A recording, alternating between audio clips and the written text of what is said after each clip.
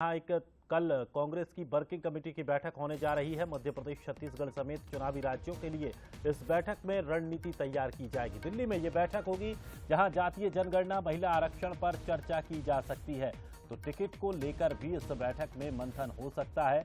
CM Bhupesh Baghel तो वहीं Madhya Pradesh PCC chief Kamal Nath भी इसमें मौजूद रहेंगे। और पिछले महीने हैदराबाद में 2 दिवसीय एक बैठक हुई थी, लेकिन उसके बाद अब ये बैठक बड़ी महत्वपूर्ण मानी जा रही है। और इस बैठक के बाद ये भी तय हो जाएगा कि कौन से वो नाम हैं, कौन से वो प्रत्याशी हैं जिन्हें मैदान में उतारना है। और माना जा रहा है कि इस बैठक के बाद लगभग 150 नामों की एक लिस्ट भी कांग्रेस जारी कर सकती है। कल दिल्ली में कांग्रेस वर्किंग कमेटी की बैठक है और उसमें हम लोग सब जा रहे हैं। तो एजेंडा तो हम लोग पता नहीं, लेकिन एक हैदराबाद के बाद बहुत जल्दी दूसरी मीटिंग हो रही है। तो मैं समझता हूँ विधानसभा से चुनाव से संबंधित होगा या लोकसभा से संबंधित होगा। एजेंडा हम लोगों को इसके बारे में जानकारी नहीं है।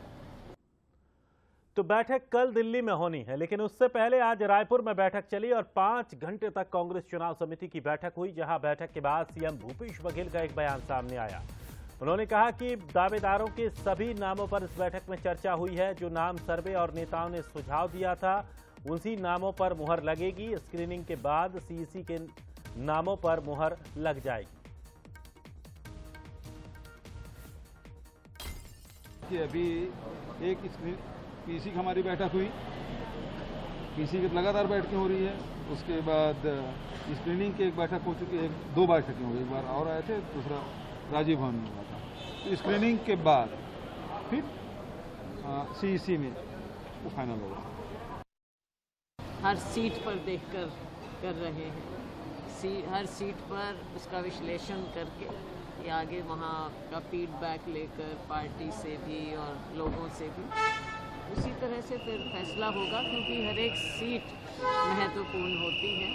और जो चर्चा में बात आई और अलग अलग तरह से हम इनपुट ले रहे हैं, उसमें यही बात आ रही है कि पार्टी के प्रति बहुत अच्छा माहौल है।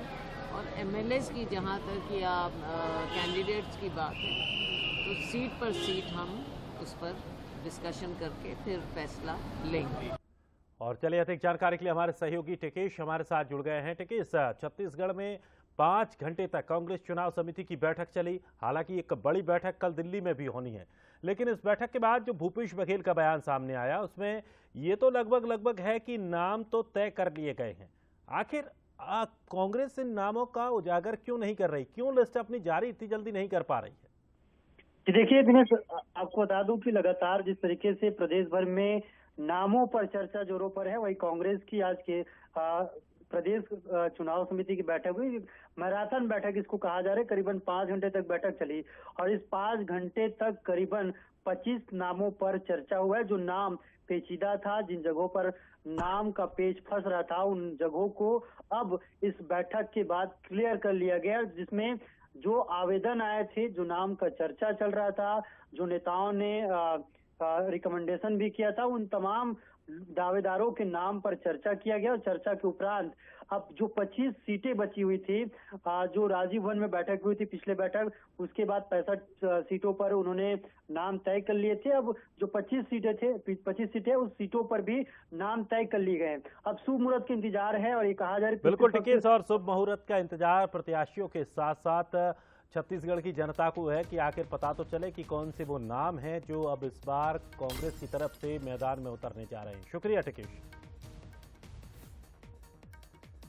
तो वही पीएस